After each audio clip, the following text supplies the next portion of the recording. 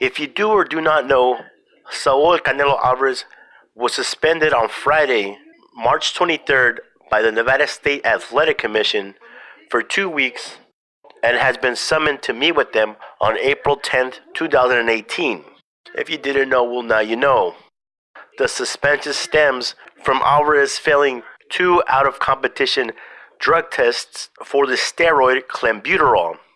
Although Team Canelo and Golden Boy Promotions have said that the clenbuterol came from tainted meat, the Nevada State Athletic Commission has heard the cries of his May 5th opponent, Gennady Golovkin, and his team, and have chosen to do a further investigation about the failed drug test. I'll give you 2 examples of 2 fighters, mainstream, big-name fighters, gotten popped, one for steroid and one popped for recreational drug use. The Nevada State Athletic Commission, the one that Alvarez will meet on April 12th, suspended Nate Diaz for 5 years and fined him $165,000 following his failed drug test at UFC 183. He was a 2-time offender. Diaz had tested positive for marijuana use in Nevada both in 2007 and 2012, so the suspension was retroactive. Diaz and his team did appeal. The suspension was reduced from 5 years to 18 months. The fine from $165,000 to $100,000. It still hits hard in your pocket. And guess what? Nick Diaz has not fought since 2015.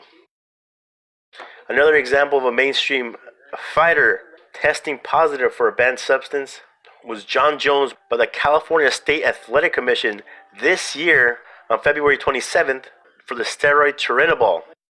His California fighting license was revoked. He will be able to reapply at the end of 2019. He will not see the commission until early 2020. Like I said, one was a steroid, John Jones. Other one was a recreational drug. What Alvarez was popped for was clenbuterol, which is considered a performance-enhancing drug. It's considered a steroid, but he was taking it out of competition. An extended suspension is not impossible to happen, but knowing the current state of boxing and boxing's past, what is more than likely to happen is Alvarez will be served with a hefty fine and possibly more supervised testing and just more testing in general leading up to his fight with Gennady Golovkin.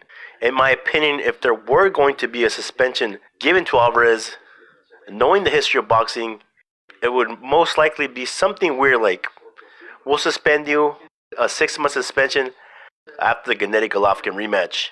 It's 2018 and boxing is boxing, and money talks and bullshit walks.